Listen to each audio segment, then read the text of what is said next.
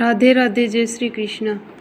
आइए आज हम सुनते हैं दशा माता की कहानी। एक गांव में एक बुढ़िया ब्राह्मणी रहती थी। वह बहुत गरीब थी। उसके एक बेटा था। एक दिन वह अपने बेटे से बोली कि बेटा, कुछ काम ऐसा करो जिससे 4 पैसे की आमदनी हो और हम दोनों का जीवन निर्वाह हो। अब मेरे तो बुढ़ापे के कारण हाथ पैरों ने जवाब दे दिए हैं। तब उसका लड़का गाँव वालों के जानवर चराने लगा। एक दिन लड़का पशुओं को पानी पिलाने नदी पर ले गया, जहाँ पर महिलाएं स्नान करके दशा माता का डोरा ले रही थी। उनके पास एक डोरा बच गया था। उसमें से एक स्त्री ने कहा कि इस लड़के को पूछो कि वह किसका है। तब एक स्त्री लड़के के पास जाकर पूछने लगी कि तुम्हारे घर में कौन कौन है। लड़के ने बताया, केवल मेरी बुढ़ी माँ है। स्त्रियों ने लड़के को एक डोरा देते हुए कहा कि तुम इसे ले जाकर अपनी माता को दे दो, कहना कि इसका पूजन और व्रत करे। हम तुम्हें सीधा और पूजा की सामग्री भी देते हैं, इसे भी अपनी माता को दे देना। लड़के ने उनसे डोरा ले लिया। फिर जब स्त्रियों ने उसे सीधा भी दिया, लड़का उस सामान को लेकर घर आया। उसने दरवाजे से ही माँ को पुकारा, गठरी को उतार लो, मैं बोझ से दबा जा रहा हूँ। उसकी माँ बहुत प्रसन्न हुई। माँ ने बेटे से पूछा कि ये सब कहाँ से लाए हो। लड़के ने माँ को सब समाचार सुनाकर दशा माता का डोरा भी दिया। बुढ़िया ने डोरे को लेकर माथे पर लगाया। उसी दिन से व्रत करने लगी। 9 दिन तक कथा कहानी कहती रही। 10वें दिन उसने की पूजा की। वह देहरी के बाहर गोबर लीप रही थी कि उसी समय बहुत ही गरीब बुढ़िया माई आकर बोली कि क्या कर रही हो बहन।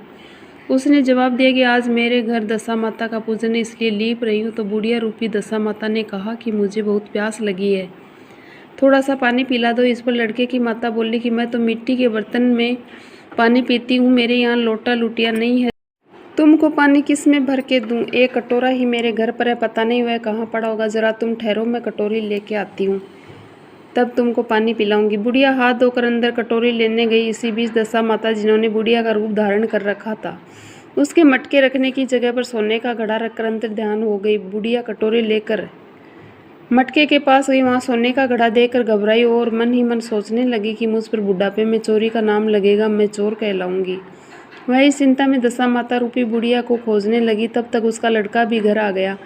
उसने माँ से पूछा कि तुम किसे खोज रही हो। उसने बताया कि अब एक क्षीण अवस्था वाली बुढ़िया आई थी, यहाँ सोने का घड़ा रखकर ना जाने कहाँ चली गई। लड़के ने कहा, वही तो दशा माता थी, उन्होंने तुमको ये घड़ा दिया है। दोबारा फिर कभी वह आए तो उसके स्वागत में कोई कमी नहीं रखना, उनकी आज्ञा का पालन करना। जब तुम नदी पर नहाने जाओ तो तुम्हें नदी घाट पर जो भी चीज़ मिले उसको दशा माता का दिया हुआ प्रसाद समझकर ले लेना। किसी से पूछताछ मत करना कि ये चीज़ किसकी है, कहाँ से आई है। बुढ़िया नदी में नहाकर बाहर निकली तो उसे सोने का घड़ा भरा दिखाई दिया।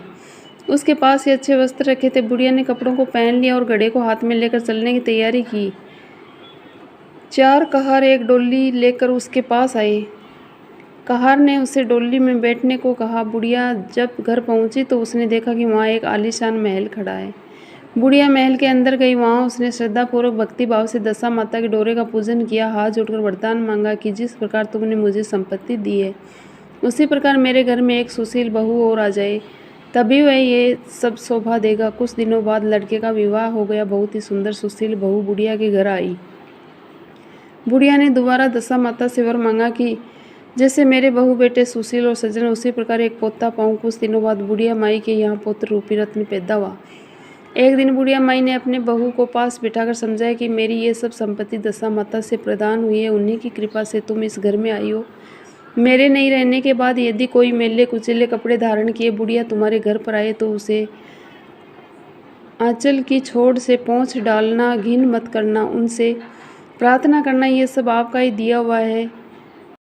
जब भी दशा माता का डोरा लेना हो तब उसको तुम भी अवश्य लेना, श्रद्धापूर्वक उसका पूजन करना। जब भी तुम्हारे ऊपर संकट के बादल घिर आए तो सुहागिनों को न्योतना, दशा माता की कृपा से तुम्हारी सब इच्छाएं पूरी होगी। कुछ दिनों बाद बुढ़िया का स्वर्गवास हो गया।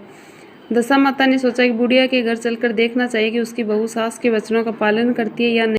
एक दिन दशा माता ने वृद्धाभिकान का वेश धारण करके उसके घर गई। उसे देखते ही बहू खड़ी हो गई, उसके पांव छुए, बालक को उसकी गोद में डाल दिया। उसकी श्रद्धा भक्ति से दशा माता बहुत प्रसन्न हुई।